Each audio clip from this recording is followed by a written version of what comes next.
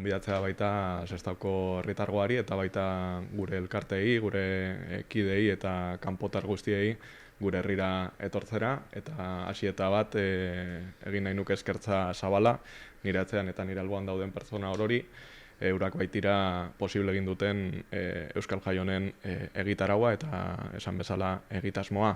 Euskal Jaia da Sestauko jairik ospetsuenetariko bat, horrela bada, eta 26 urte dira jarraian egiten ditugula, eta egiten badugu 26 urtez jarraian bada meritua hemen alboan ez atzean dugun pertsonen eskertzari edo eurei esker. Horiek horrela, gonbidatu nahiko genuke Sestauko udalaren izenean pertsona hori parte hartzera, seguruenik egongo dela Sestaun giro polita. Euskal Jaia bada ere gure nortasunaren adierazle.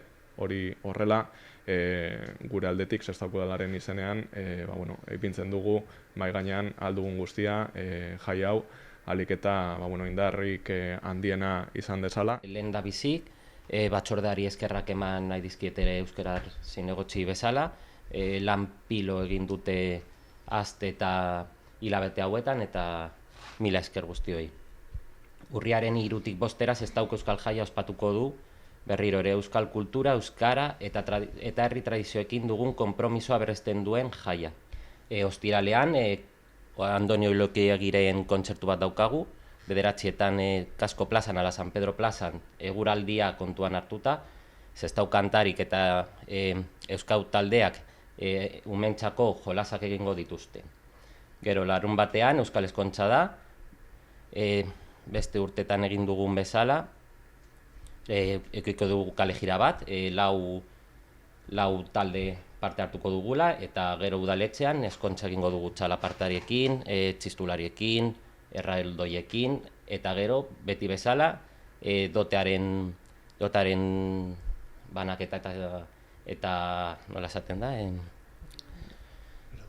Irakurmena egingo dugu San Pedro plazan, eta gero romeria bat. Ere Baskari popular bat eukiko dugu, Angela Figuera institutoan. Eta gero igandean, kale jira bat gaztetxoak taldearekin, artizauetan ekala soka eta rikirola Kasko plazan, ala San Pedro plazan, eguraldia kontutan eukita. Eta berrirore eskerrak eman nahi dizkiogu guztioi.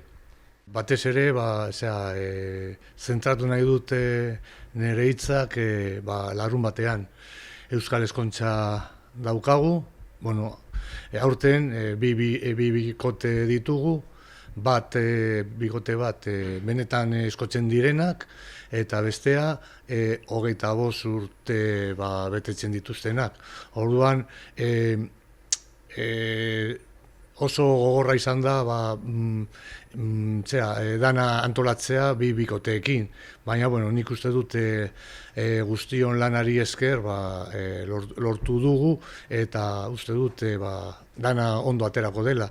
Hala eta guztize, uste dut eguraldia iragarrita dagoela, kilikolo egongo dela. Orduan, otoitz egingo dugu egun horretan eguraldi ona izatea. Atzekaldean dauden Euskal Jaia antolatzen dugun kideok aipatu nahi ditut, eta haiei esker eta egudatzean laguntzen diguten